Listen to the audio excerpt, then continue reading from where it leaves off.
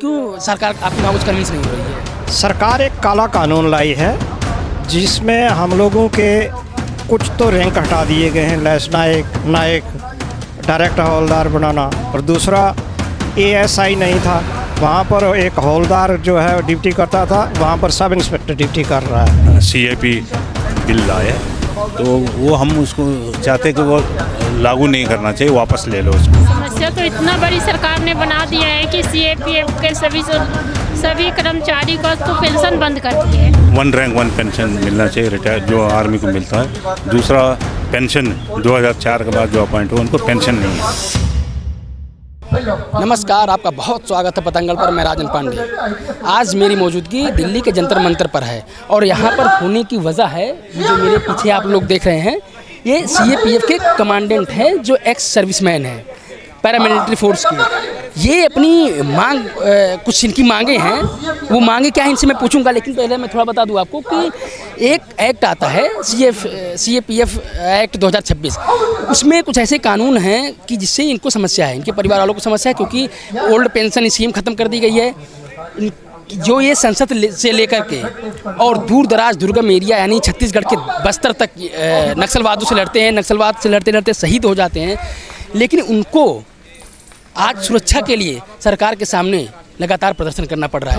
Ma'am, आपके परिवार में चाहे आपके बच्चे हों, चाहे आपके हस्बैंड हो, या आप लोग खुद ही स्वयं इस तरीके से संसद भवन से लेकर विधानसभा भवन से लेकर और दूर दुर्गम इलाके जो छत्तीसगढ़ बस्तर जैसे इलाके होते हैं जहाँ नक्सलवादियों के साथ लड़ते हैं लगातार, और आपको सरकार से भी लड़ना पड़ रहा है, क्या ऐसी समस्या आ गई? समस्या तो इतना बड़ी सरकार ने बना दिया है कि CAPF के सभी कर्मचारी को तो पेंशन बंद कर दी है।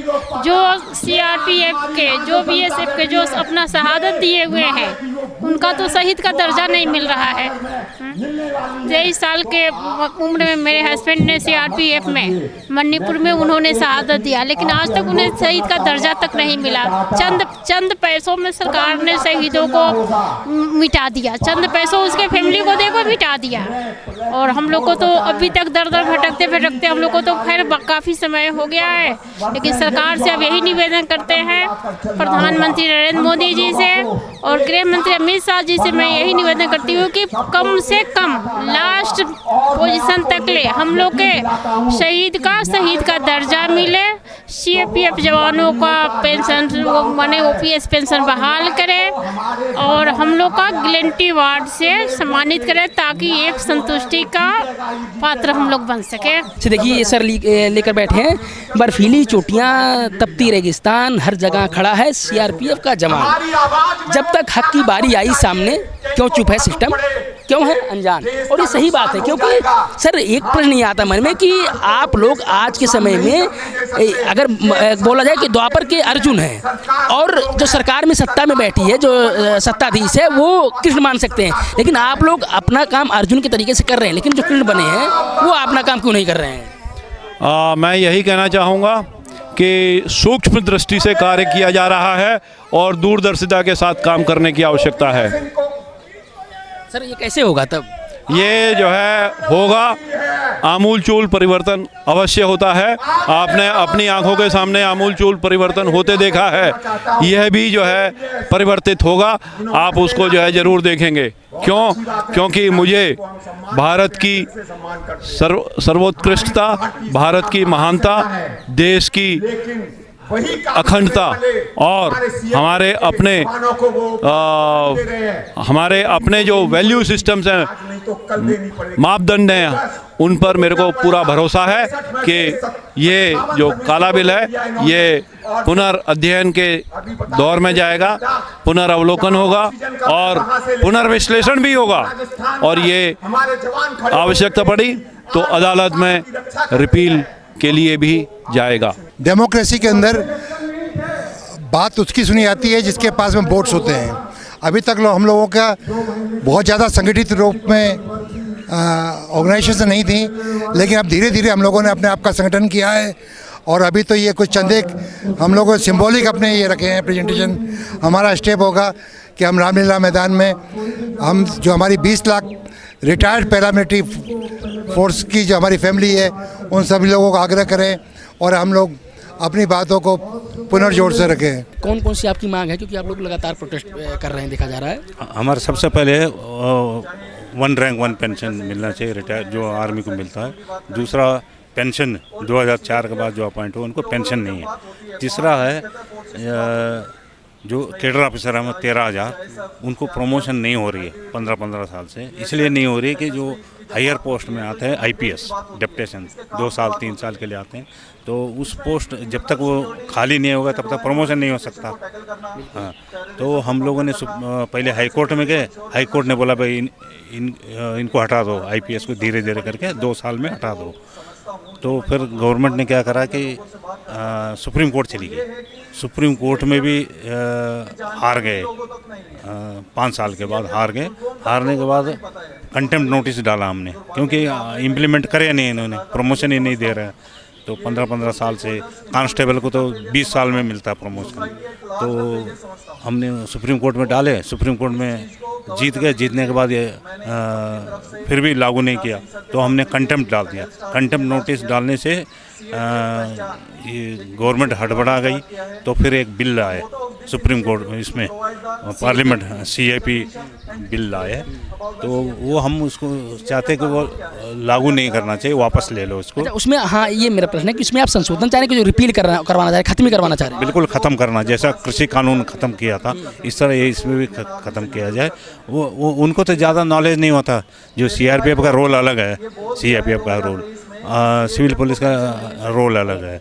अलग होने से क्या होता है कि उनको हमारे बारे में पता ही नहीं है, हमारे क्या परेशानी है, क्या कैसे करना, वो हैंडल नहीं कर पाते हो। अच्छा सर, जैसे मिलिट्री के लिए एक अलग डिपार्टमेंट है, जैसे उनका रक्षा मंत्रालय है, अगर ऐसे आप लोग के लिए भी एक अलग मंत्रालय होता तो शायद आप लोग को जो ये यहाँ पर बैठने पर जो मजबूर हो रहे हैं, यहाँ से लेकर राजघाट तक शायद बैठना ना पड़ता। हाँ बिल्कुल, एक हम डिमांड कर रहे हैं कि हमारे लिए एक इंटरनल सिक्योरिटी डिपार्टमेंट होना चाहिए MHA के अंडर में। MHA सबसे बड़ा मंत्रालय है, तो उनके पास समय ही नहीं है हमारा प्रॉब्लम सुनने के लिए, हमारा सॉल्व करने के लिए। हम डिमांड करते हैं, वो करे, हमने अलग मंत्रालय होना चाहिए, लेकिन अभी तक हुआ ही नहीं है ये चीज़। तो क्या उम्मीद है जो ये मौजूदा सरकार है आप लोग की मांगे सुनेंगी? हाँ नहीं, ऐसा है कि सुने या ना सुने, 2029 में फिर इलेक्शन है, तो हम लोग उसके खिलाफ हम लोग वोट देंगे। आप लोग जो अपना मांगे को जिस तरीके से रख रहे हैं लगातार हर प्लेटफॉर्म पर, तो क्या समस्या आ रही है? क्यों सरकार आपकी मांगों से कन्विंस नहीं हो रही है?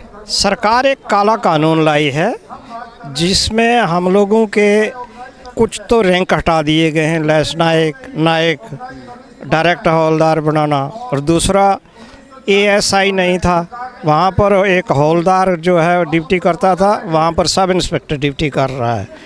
दूसरी बात यह है 1 रैंक 1 पेंशन का, 1 रैंक 1 पेंशन नहीं मिल रहा हम लोगों को। दूसरी, आगे चल के हम लोगों के लिए एक बड़ी समस्या, ये जो डिपार्टमेंट से अफसर बनते थे वो हमारी समस्या को जानते थे। अब जो बाहर से IPS अफसर आता है उसको हमारी प्रॉब्लम जो है उसको पता नहीं है, क्योंकि वो डायरेक्ट आते हैं, उनको पता नहीं है कि जवान की क्या प्रॉब्लम है।